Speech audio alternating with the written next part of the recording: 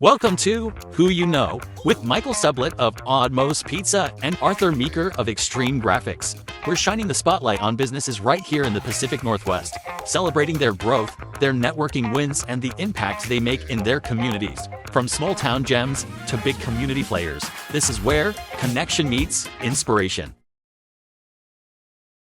Welcome to our show, John Bracken. Thank you for having me. Tell us about your business. You have a really unique business. The wine tours, yeah.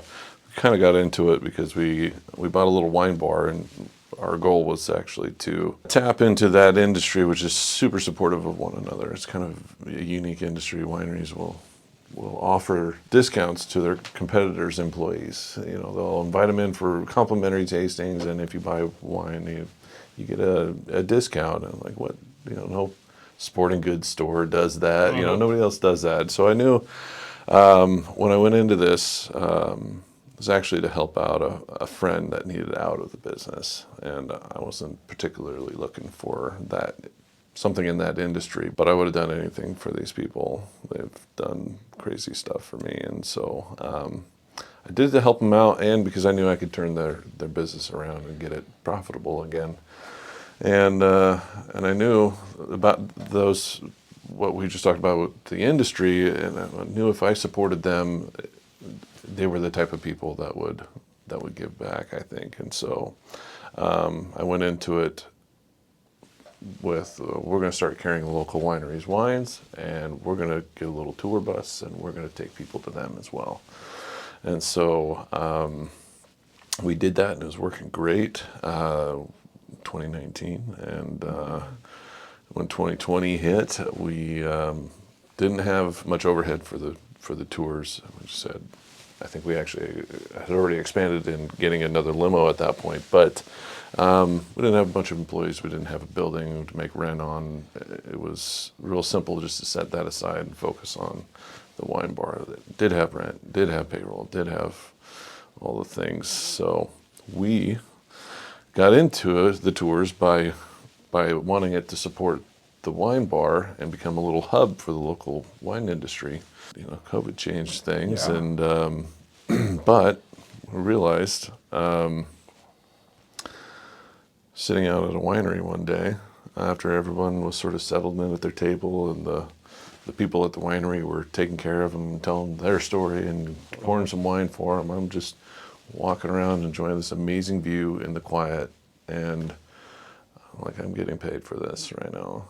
And that's when I knew I had to sell that wine bar and just focus on the tours. And so a year and a half later, we finally got it sold, not the seller's market after COVID for restaurants. Right. So that took a little time, and we took a good hit on that, but we just look at it as kind of the student loan for the education and the connections and everything that gave us to get into a spot with that company that we wouldn't have had we not had such a close relationship, because of carrying those wines, because of showing that we want to help everybody and have everybody win in every business dealing that we do. And that made it pretty tough I think that makes it pretty tough for just about anybody to come in. I don't know anybody in business that has a flat road.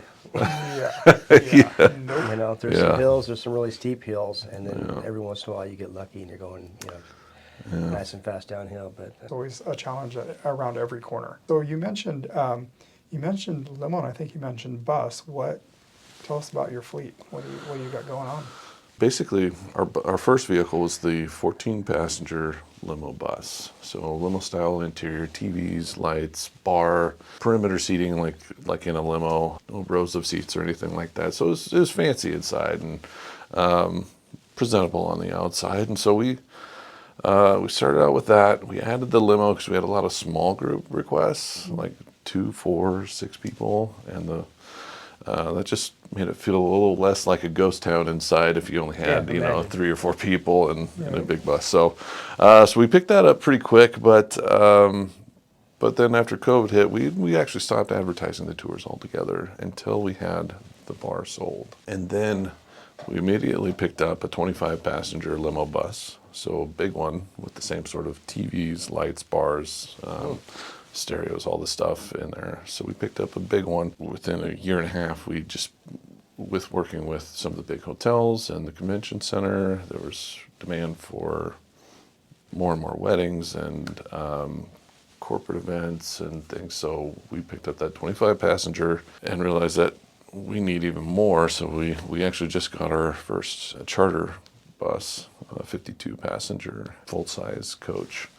So we are probably going to get another one of those by the end of the year, because a lot of the groups need even a couple of those. 100 people, 200 people need to be moved. So Your jet. yeah. So we can really travel for these things. What wow, actually- that's exciting. What actually popped in my mind, because I see it all the time when I travel, is you see the big bus pull up and you see all the foreign people jump out of the bus because they're on those big tours. I just see Travel them America kind of Yep, things, yeah. doing that type of stuff and having a huge fleet of buses like that, taking them. And you see in the parking lot at the Vineyards, you see all these buses and they all have your branding on the side of them. Yeah. Bring them in. Yeah, I mean, wine tours in Willamette Valley is big. Yeah. So that's good. I'd be on the short bus tour. Me too. Come on in. All right. Here we too. go. After a couple I know. glasses of wine, Oh, you goodness would- gracious. yeah, I mean, you must have some It stories. all turns into that, yeah. You know? No. But that would be neat. Is there any stories about that? Oh, like Yeah. wild stuff, Yeah. crazy stuff that happens. Oh boy. I don't know if I should share them, but Just make change it their fun. names. What's your name? yeah, well, so we started out just doing a public joinable tour, which was the concept we thought we were going to run the whole time, but everybody seems to be struggling with joinable tours.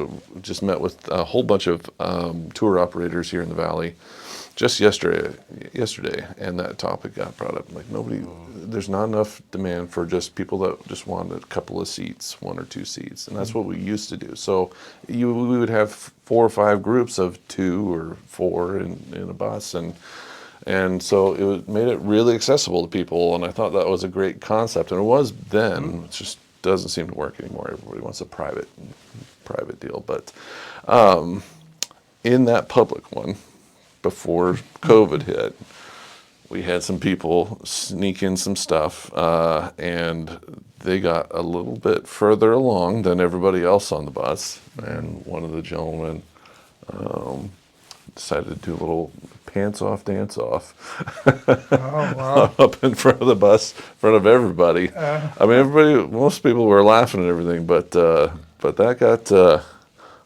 got interesting. There's lots of.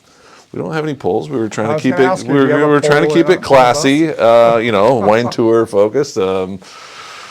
But people still tend to dance on each other and stuff. It's kind of make a joke. There's no pole in here.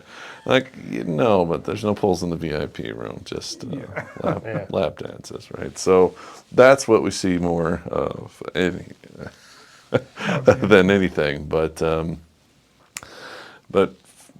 yeah, sometimes people don't wear enough to keep everything covered, and things. And the conversations you hear. I mean, I grew up in sports, football locker room. I mean, of all places, you think that's where you're going to hear the most grotesque, like most shared details of things. Women put male football players to shame. Yeah. Yep. Just the ideas, and it's I'm not going to share these so they know that they can keep I will. their but it's I went on one tour, and the other side of funny. that equation is people getting nauseous. Oh, yeah? You have to deal with that at all. we actually in 7 years have not had the only 2 times anything had. There's been 5 times that people have puked in 7 years. 3 of them That's weren't. actually really 3 of them shocking to weren't. me. Yeah, 3 of them weren't even on the bus. They made it to a restroom at one of the next stops, but Yeah. but they had been drinking hard before we picked them up. Yeah. And so our normal tour would not have gotten them to that place, but they got themselves there before they even got on. 2 of them were weddings, picking up people at the end of the night, and Yeah. I'm surprised that don't get more of that. But yeah, That's good, 2 of them though. were weddings, 3 of them were tours. 2 of those 3 tours were shorter than our normal tour, so we were really surprised Yeah. that anything happened. But yeah, you would think it's a lot more. I'm super appreciative that our business model and our program, the way we set up our tours and everything, does not get people to an obnoxious level. So it's easy for us to tolerate and have patience with people that, because we just don't get them that are just Yeah. I think there's a bell silly. curve to that. yeah. You know, you really want to get them to a really good spot up here, but you just know that you just don't want to be on the other side of that bell curve. But interesting. And are you one of the drivers, or do you have Yeah. other drivers? Or Yeah, we have like 5 part-time drivers. A couple of them are retired and just kind of enjoy getting out into the countryside and being around people that are having a good time. And some of them have full-time jobs, and they just do a little extra on the weekends or evenings or something to pick up a little extra play money. Pays really well while you're working, and so it's great for those guys. so explain like your packages you have. So Mike and I booked a tour with you and with a group of people and stuff. What would we expect? First of all, we do more than tours, wine tours. We do pretty much anything a limo or party bus company would do. We just happen to have really good connections and really, good knowledge in the wine industry, and so we can be more than, we're like this nice blend of the two. It's normally you're finding in Oregon, you're finding a single tour operator running out of their personal SUV or minivan or something that they'll take groups of like 2 to 6 in, and so that's like the majority of the companies. And then we've got a couple of limo companies in the Portland, Salem, Eugene area, but they don't really specialize in wineries and have this extensive knowledge on where to take people, given what they prefer, what they like. And so we're kind of this nice little combination of the two, which makes us stand out because we can build the itinerary for you.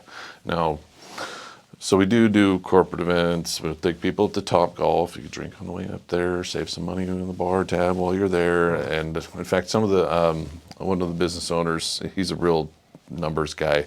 He's like, the amount of money that we save drinking on the way up there and back almost pays for the whole bus ride. And his employees actually talk about the bus ride more than they do Topgolf or some of these other experiences that they go and do. And so, so he's like, for me, it's a no-brainer. But I now know how you can talk me into going to Topgolf. Oh, well, we're gonna. Nice. We're gonna get a hold of John and. yeah. So yeah, airport transports big families. It's cheaper than driving several vehicles up there, paying for several vehicles parking, and you get dropped off right at the front door, picked up and dropped off. And if you call ahead, we can have something sitting on the bus for you that you want to drink on the way home. So, yeah, we do all sorts of things, but most of what we're doing is the wine tours. And so if you call it for the wine tour, for a wine tour, 97% of people don't know where they want to go. So, but that's okay. We can ask 4 quick questions to find out how to narrow down the 700 in the valley to 3 for your group for the day. It's usually involving who are we celebrating? I mean, are you calling me because it's your wife's, 50th birthday? It's a big celebration.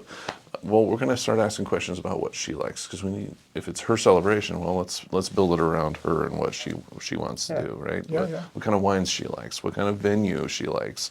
Is it a big fancy? Is she like big and fancy and getting dolled up, or do you like small mom and pops, or something in between? A lot of times people will do a combination of them. Let's go somewhere big and fancy and kind of end up with a small little mom and pop, so we can kind of get that connection, but also feel fancy on the same trip.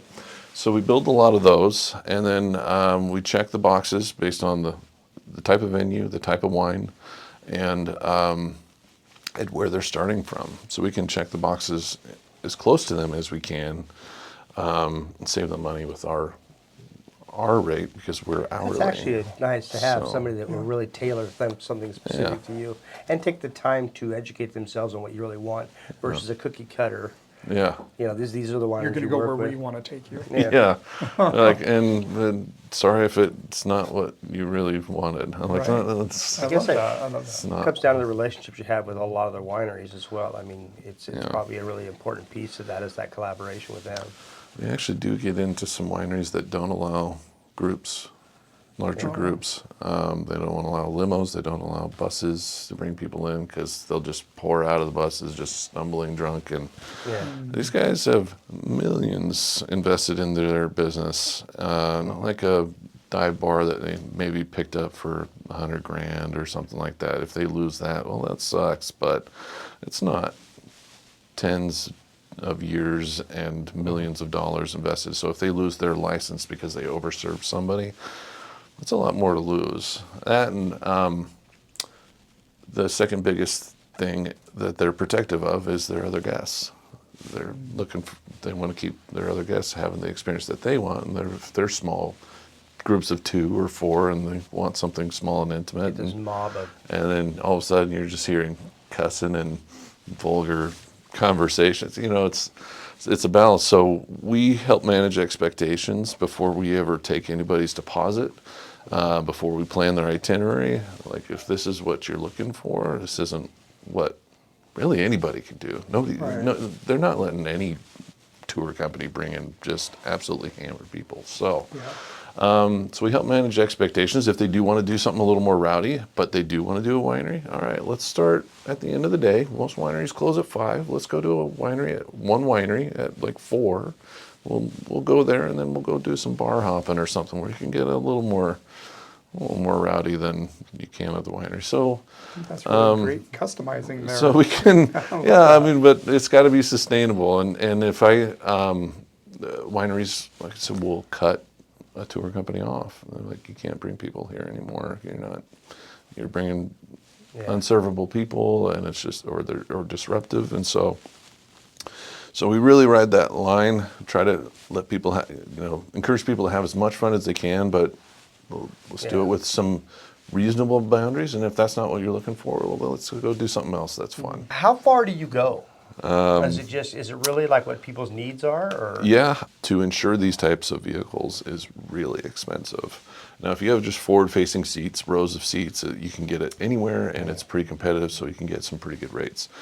But for these types of buses, the party buses, limo seating buses, there's very few options, and it's very expensive. And so we limit it to, right now, with these vehicles, we are doing just intrastate, so just in the state of Oregon, and we'll go as far as people want to go, but for the most part, it's mostly the Valley, over to the coast.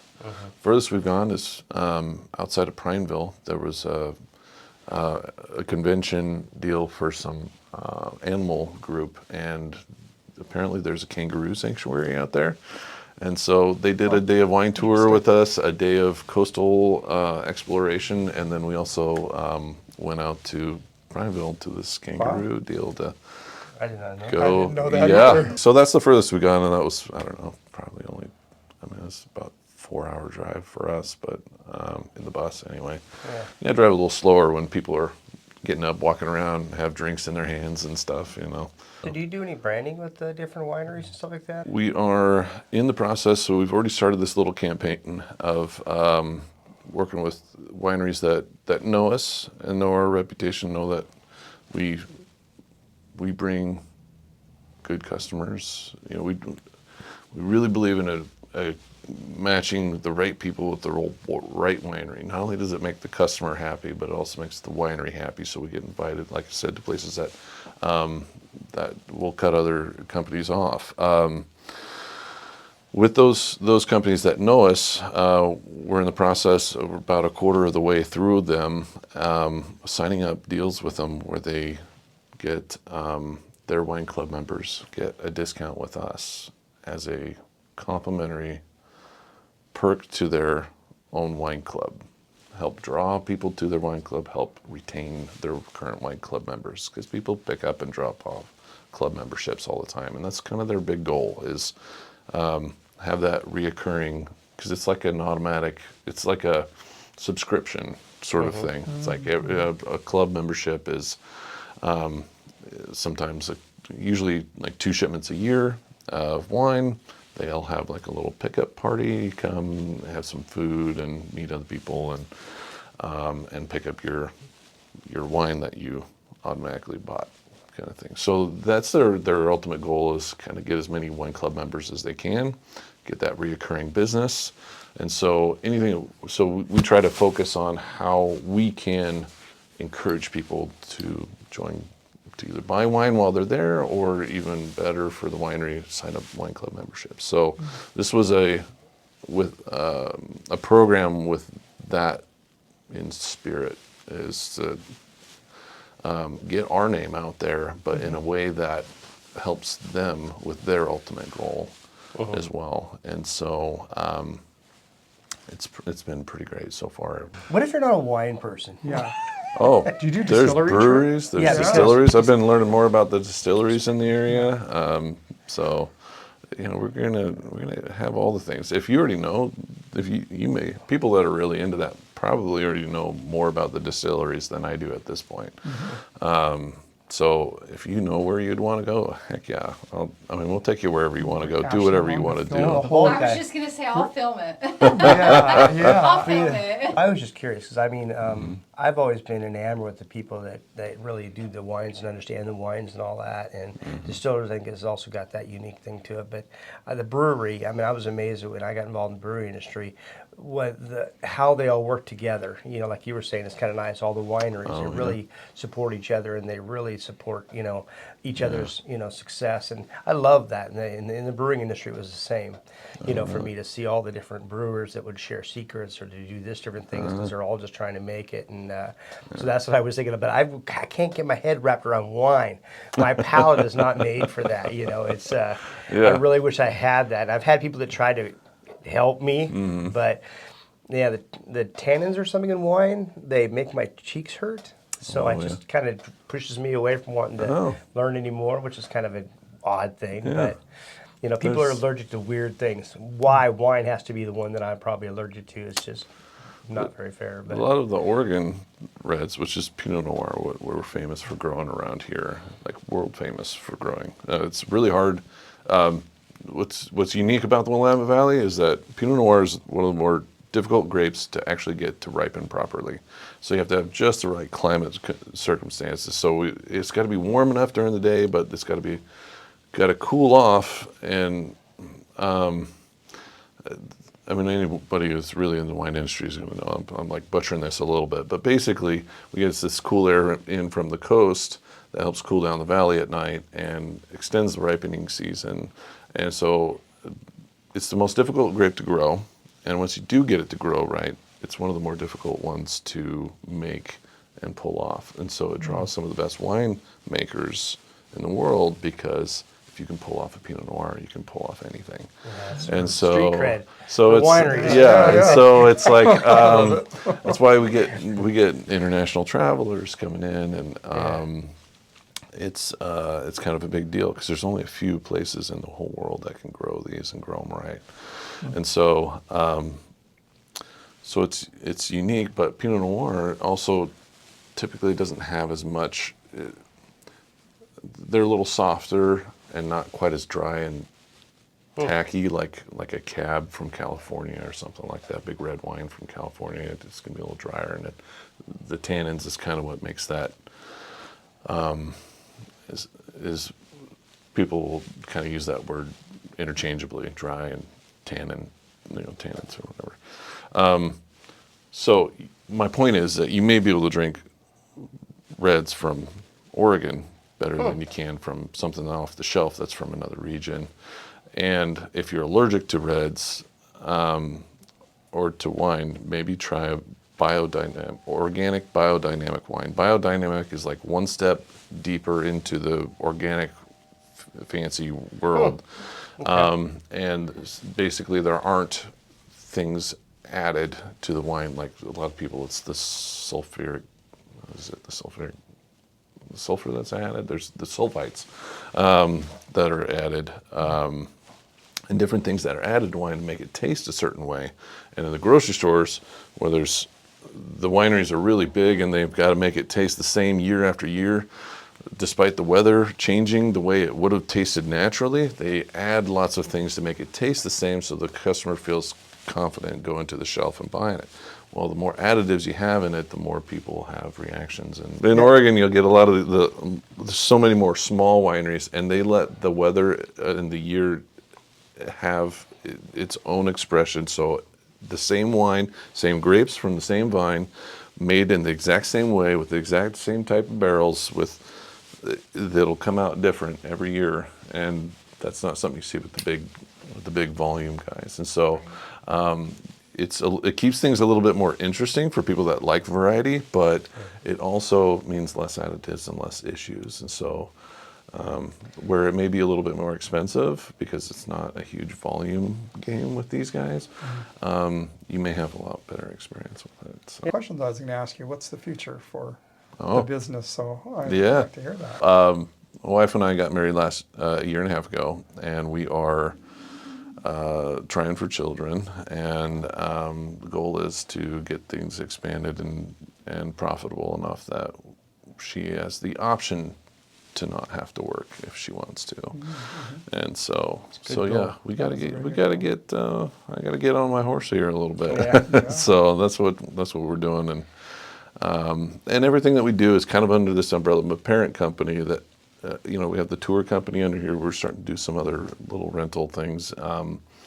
But it's all going to be the parent companies. We named it Local Experience because we want to do well in life, because we want to get out and experience as many things as this world has to offer. And so to try and make our job less of a job, we're going to do everything under that. Everything that we do is going to be kind of under that umbrella of experiences. So we're not keeping things off the table, and we have lots of ideas for other things that we want to do. But you don't want to get too spread too thin before you have something really up and running really well, and then start to focus on something else. Because I've seen people do that, and They get distracted. and then nothing runs good, and then nothing's profitable. So before the wine part, what did you do? My job before that was an exploration into what I thought I wanted to do, which, going back to experiences a little bit, I'm really into outdoors and power sports. So like four-wheelers and motorcycles and wave runners and snowmobiles and those kinds of things. So I thought I wanted to have a dealership that would get me around that stuff all the time. So I went to work for one and found out that I don't like selling them as much as I like. I mean, it makes me. I did well because they could tell I loved that stuff. Yeah, you're in it. So. But that was not the experience with that I wanted, and so I just did it for a while, and got some real estate sort of set up so that.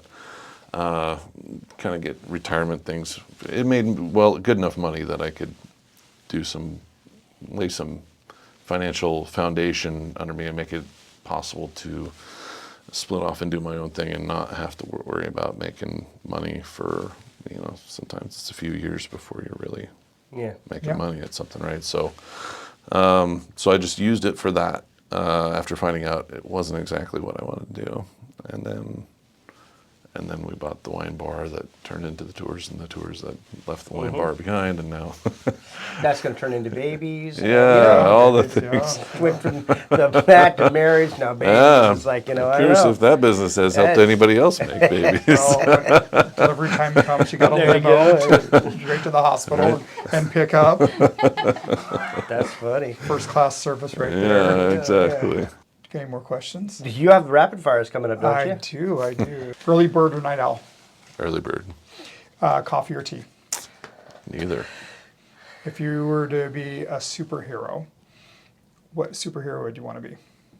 You could pick one. I'd probably go Superman. Superman. Yeah. Do you have a hero in your life? So I'd have to say Tony Robbins is pretty far up there. That's a good one. Book, movie, or TV? Movie. What was your last $50 purchase? Power steering fluid for a car I just bought. It's expensive when they're electric power steering pumps. Oh, wow. Didn't know that. Yeah. If you could put a billboard out on the street now, what would you want it to say? For my life or for my business? Anything. Anything? Yeah. Slow down. Especially in this town. Yeah, not necessarily driving, but like, Slow down in life. yeah, Yeah. What's your favorite color? blue. What's your hidden talent? Hidden talent. I can make my stomach look like I'm pregnant. Oh, Yeah, it's a gift. Yeah, I call it breathing out. I call it But no. relaxing. Yeah. So motorsports, you said, you're into. So what is your Yeah. favorite vehicle? Okay, if I could only have one, Yes. I would get a powerful utility quad, 4-wheel drive with racks and all the things, because you can take it up in the woods, you can take it in the snow, you can take it in the sand. So you can it's not a great snowmobile, but it'll get you in the snow. Yep. It's not a great sport quad, but it'll go most of the places, if it's got a good motor in it. And then go and camp and, go up on some long trips. Very up in useful, the very woods. versatile. Yeah. Very versatile. So that'd what be is the most versatile thing. what is your obnoxious one? If you could have one that was specialized that just went all, balls to the wall, which one would it be? Ooh. Yeah, I'd say what's the adrenaline rush one? That's probably a better way to put it. The adrenaline rush one. Just That's a good question. Initial thought, it's either a sport quad, because I used to race a little bit, Albany motocross deal over there, or have my '68 Charger really up and Nice. do some street race and stuff with it. no yeah. prep street racing. Yeah, like on a track, Yeah. legal stuff Yeah. on street, not dirt. I did some dirt racing stuff. Well, in back Albany, we back in just the go day. out to Looney Lane and I have my Pro Street Vega every Friday night, about 11 o'clock, out by LBCC. One person on each end, waiting for the cops so we can just get out of there. Yep. This is a good. Now we get into the confession. Now we get into confession. Maybe. It's, On that note, let me see. Go Is ahead there and Yeah, anything? stop I'm into on all the recording here. Right? I'm like, you want that in there? This is a bad choice. Can't get him now. Do you have any questions for us? Yeah. Well, I mean, I know a little bit about Arthur, but I don't know much about you. How long you've been in business? What you've been doing? Come up in 27 years, pizza industry. Yeah. Been in it most of my life. I didn't want to be in it. It was something I always did part time, and I've always had jobs in there. But I got serious about it, and then after that, I knew that I wanted to do it myself. And at the time I got serious about it, I was in California, and I didn't want to raise my family down there, and so Where in and my California? family's up here, and so I said, that's it. I'm moving up here. Yeah. And so another gentleman came up with me, and never even been in Oregon before, and I said, Yeah. all right, let's do this. And Okay. and I painted his neck red and got him an umbrella, and I said, you'll fit right in. So off we came. And that was 27 years ago, so it's been quite a run. So you started. So you're in the pizza industry 27 years ago, but it was later that you did. Yeah. got Well, in- we opened the company. Before that, I was director of operations for a chain of stores down in the Sacramento area. Okay. And that's where I really cut my teeth into the bigger side of the equation. Before that, I had a Pizza by the Slice that I used to open stores for, and ended up becoming a partner in one of the locations. And so it's just been kind of a slow trajectory of how it's gone. But I just really, I didn't go into the pizza industry because I thought I made the greatest pizza. I just love the industry itself. Gave me an opportunity to do a lot of different things. It wasn't like a real linear job. It was like you get to do promotions, you get to do charity, you get to do marketing, you get to do customers, you get to do I mean, pretty much everything. And so I got to touch every part of the community. And I like to be out there and doing that stuff. So behind the scenes, not a lot of people see me. I know, Arthur's like, wait. I what? hide as much as I can possibly hide. Yeah. Because I get really passionate about, what people do and how they do it. And I love to get involved and do what I can. But I like to do it from the kitchen mindset, not the server mindset. Oh, I like to be behind the scenes making good food, making Yeah. people really happy, but somebody else can take all the Yeah. the accolades or whatever it needs to take. So, but yeah, and so and you get to meet awesome people, and that's the fun side of it, because I mean Arthur's he's taken me to a lot of different places that I would normally not get to go, and when you're a business owner, there's when you work for the state, you get all the benefits, right? But when you're a business owner, you get all the perks. If you get no benefits, you get all the perks, and it's the same way around. Like you work for the government, you don't get any perks. Yeah. So when you deal with business people and owners and things like that, there's all those little perks that make life so much funner. What's an example of the perks that when you say that? What comes to mind for you? Well, like Arthur wrapped a boat for a gentleman, and then now I'm on a fishing excursion with the gentleman that he wrapped the boat for because that was a relationship they had, and so that's a perk. I got to go on a really cool fishing tour, and so those are the kinds that you get from me, like getting to know you. If there's something that I can do in my business to help you, that sometimes it matches, sometimes it doesn't. But I know that if I was ever in a situation where I needed somebody that could take care of us, I know I could easily call you and just say, hey, and so I think that when you're a business owner, we realize how hard we all work. And so when you take care of somebody that does what you do, you seem to have it's personal. Yeah. So as you get to know, and Ashley's getting to know all these different business people, and it has really given her a lot of opportunities to do that, and so I think that's what I would consider a perk. It's just that relationship. Yeah. He would have never cold plunged until we did the show, and that's the. You did a the cold plunge that's on the show? The space not on the show, but that's the space my wife's in. Nobody wants to see that on the show. No, they don't know. We don't even really hear stories about it. There's stories about it, but we no. Yeah, exactly. But cold plunging, and I think we're gonna possibly be doing goat yoga. Yeah. Oh, And, yeah. So, That was going to be so entertaining. yeah. Yeah. I got to check it out. One of our groups that we picked up, they were finishing up yoga and then jumping on for a wine tour. It's like bachelor group. Yeah, it's pretty funny watching those old things jumping around on them. We're so cute. But yeah. Yeah. But I do cold plunges. So I Do you? I converted an old chest freezer on my back porch and. So real quick, from what size to what size? It sounds like you can get up to 52 in the bus, whatever like that. What's your yeah. smallest size? It's our limo. We advertised it as a 6-passenger, even though it has seatbelts for 9. It's most comfortable for 6. So, Okay. But we do our groups of 2 and 4 and 6 in there. Okay, so you really, okay. Because I was thinking, as a limo, I mean, even if you had just 2 or 3, you sit all the way in the back, and it's just neat to be in a vehicle like that. It's really, And legal to drink in them all. So yeah. it's a big plus. That's a big thing that, like for the limo, you don't get with the tour outfits that are running out of their car, out of their little SUV or their minivan. We've got built-in ice bars, and ice boxes, and you can bring your own drink, have a mimosa on the way, or drink on the way to the airport. Well, thanks again for coming on our show. Yeah, thanks for having me.